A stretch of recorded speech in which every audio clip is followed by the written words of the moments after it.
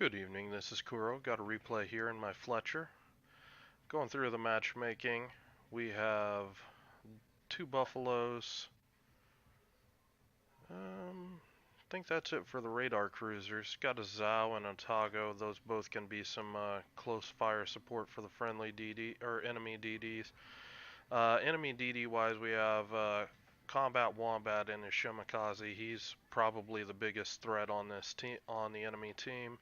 Fletcher and a Kiev. The map's Okinawa, and that means B and C cap for random battles. Most people don't understand how to play A correctly, and that's why B and C are the better choice. They get too many people go up to A and they get trapped up there, and you're sort of going to see that with the enemy team. You're going to have a bunch of enemy ships that get stuck up in here, and that basically ends up giving us, this area where we can just work from pretty much with almost impunity. So, being closest to B cap, I'm headed to B cap. I'm letting my team know my intentions. I've got a friendly Kagero heading there as well, and an Ibuki pushing up. So we've got some good signs going. This is a positive sign that at this point that the team's going to win. You only really have one battleship that's still sitting on spawn. Everybody else has started moving dramatically towards where they want to get, and we're gonna go on ahead and play this one out.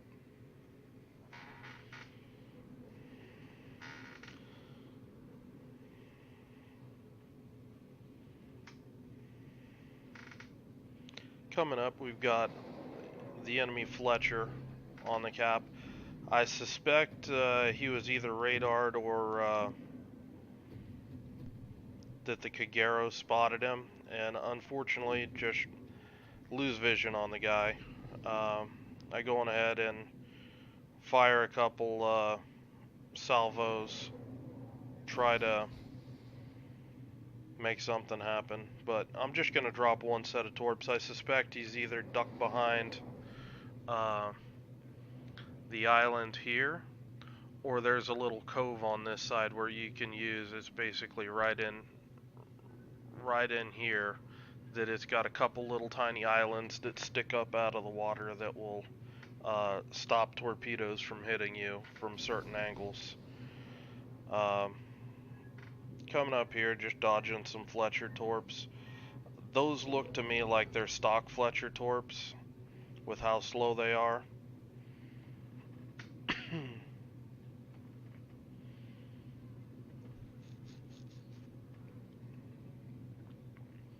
But I'm coming back in here. Mainly what I want to do, I want to spot these two cruisers. And by spotting them, you're going to force them out of this area. And that's going to isolate this Fletcher if he keeps staying on the cap. And if you look, you can see what I'm talking about, where you have a Massachusetts, a Richelieu, and a Montana all up here at A cap.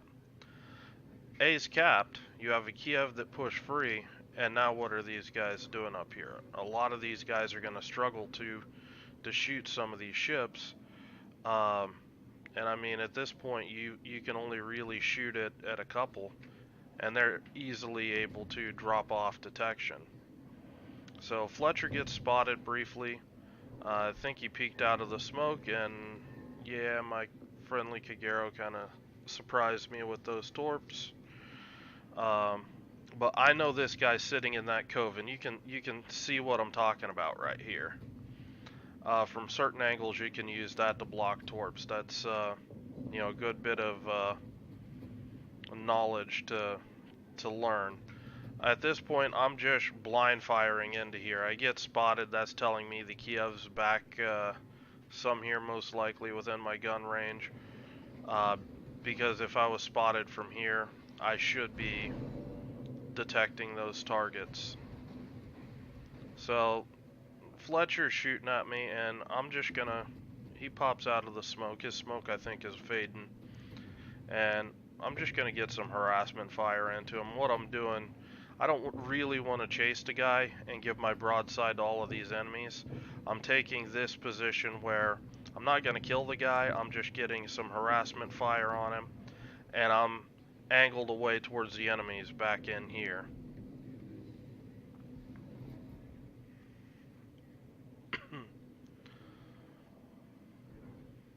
Now, I have made a note on the minimap uh, when Combat Wombat was spotted on CCAP, and it's in my head to try to see if I can cut him off, if possible. I see that his team's getting pushed back heavy at C, and you know, he may try to push back up to try to work on our Shimakaze. I would expect he would be able to, and there he is. He's got an HP advantage. I'm not shooting right now because I want to make sure that I get this kill. This is just an assassination job that I'm doing. I see Combat took a couple HE hits in the smoke. You know, he's gonna get going, and I'm right there, ready to finish it off, and it just worked out well that, you know, I happened to be able to get into position and pick him off before he could get out of that smoke.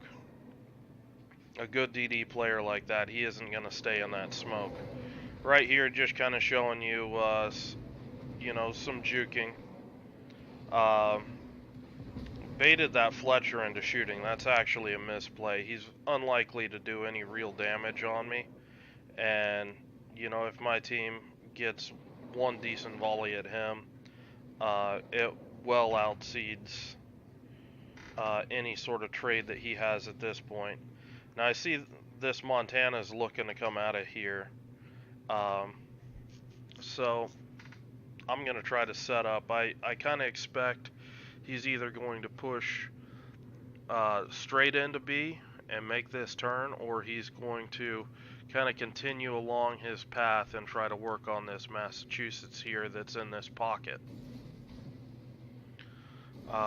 Looks to me like he's not cutting in for his turn, so I just dropped 2 sets of torps. One, I kind of expect the guys to play kind of cautious. If he turns out, that second set of torps is aimed ahead to try to catch him with torps if he does try to turn out.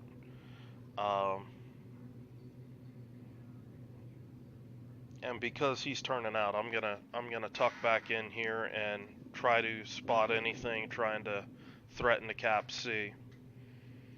Try to keep this Zal lit and pick up you know, whatever I can see out here in the Tago, or you know, whatever. And that Montana did misplay. He turned out to try to dodge torps, and that's why he ate that third one. But there's, you know, that's nice for me, sucks for him.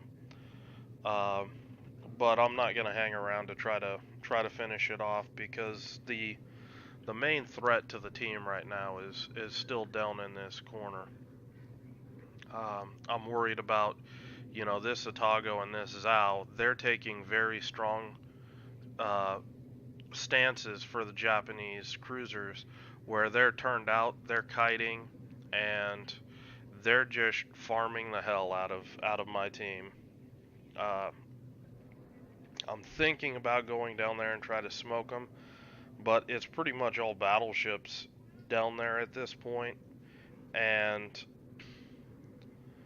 it's kind of hit or miss if a battleship is smart enough to use smoke or not. So I basically decide against it. It takes me, doing that move takes me out of spotting range on these cruisers. I end up spotting this Fletcher. I don't know what this guy's doing. I expected him to accelerate when he was detected, and he's just kind of sitting there, so I'm not sure what's going on. But I'm slowing down because I know that I'm going to want to smoke now to dodge some of this fire from a Zao and an Otago.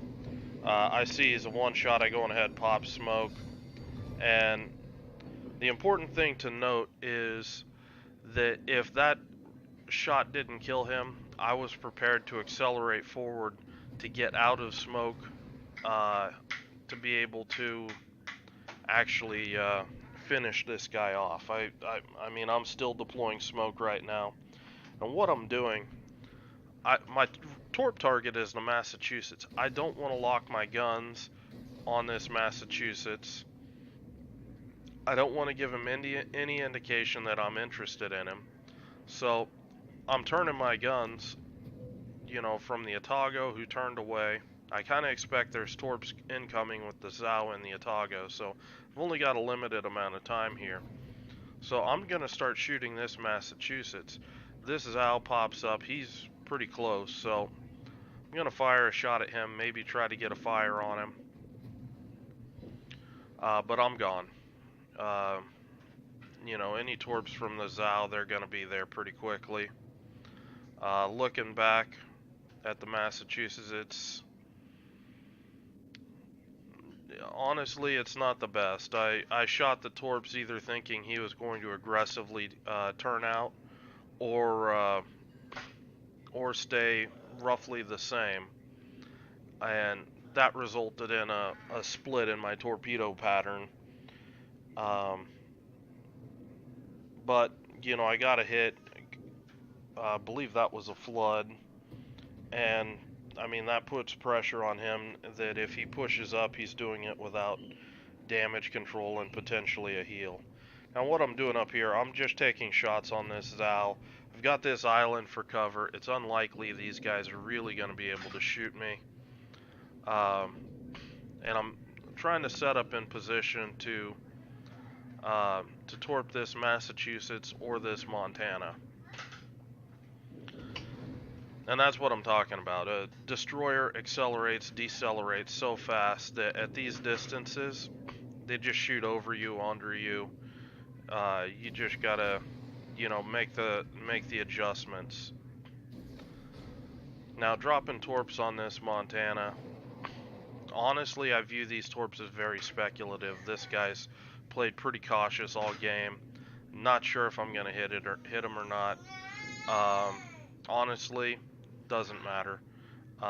It's all, they're pretty much fire and forget at this point. I'm looking potentially to smoke up my Henry, but I mean, he's doing Henry things. He's kiting away, shooting. He's already pretty safe. So I'm just gonna get back in here into B and just try to keep spotting, just to keep anything from trying to get back here into B cap.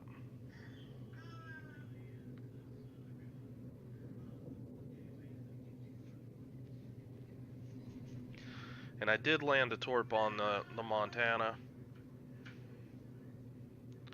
And spotted him. I see he's almost dead, so I want to get him before he gets a heal off. So I'm shooting, and you know, somebody else on my team got him as he was turning out. I'm perfectly fine with that.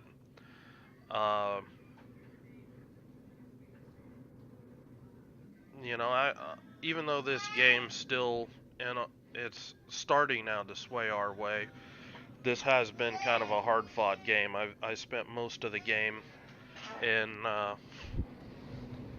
kind of a try-hard stance, trying to make sure that we win this. Hold on, I'm giving my daughter some more food. There you go, baby. God, she's gonna make a mess. Dinosaurs.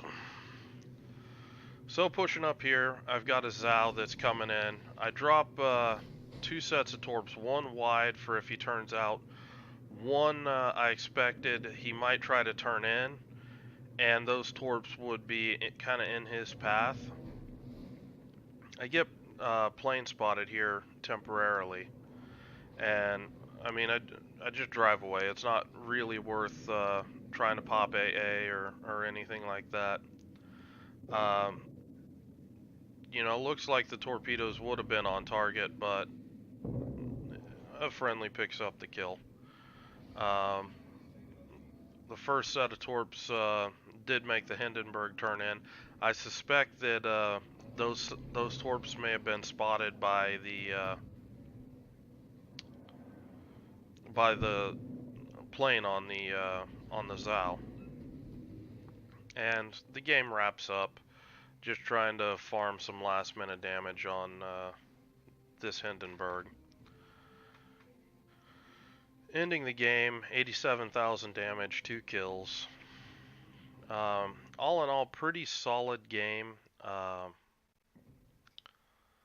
the XP I think doesn't really reflect how much that I did do. A lot of it I was almost the sole thing is zoning people out away from the caps. Not a lot of spotting damage either, which I did find kind of surprising. Um, but that's the way it goes sometimes. Um, Looking at it, it's obviously mainly torpedo damage. I didn't really get too much opportunity to stretch the guns out in the smoke screens just with the torpedo threats that were around.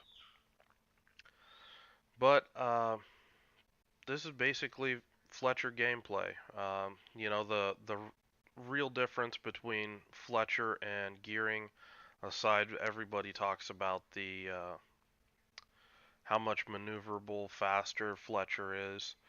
Um, Fletcher versus Shima or Yagumo, maybe even Kagero. You do not want to get in a chase with those guys where you have to use your front guns. You lose so much of your DPM on that fight, um, that it's a major issue for the Fletcher, Benson, and basically all of the other USDDs. It's really hard to actually chase um, boats that have a lot of their DPM on the stern of their boat. Aside from that, Gearing also has the 21 millimeter side plate that um, it just renders itself immune from 127 millimeter HE from destroyers. As long as they don't have IFHE, they can't pen it. Um, Now the flip side to that is if the Gearing gives you a bunch of broadside, you can use AP and do some really good damage in a hurry on them. Uh, but Fletcher doesn't have any of that. It's just a soft, squishy DD, and you're going to rely more on your maneuverability than uh, uh, than any sort of armor to absorb damage or something like that. But anyway, hope you guys found the game enjoyable. Hope you learned something, and I will try to get out some more Fletcher games in the near future. I will talk to you guys later.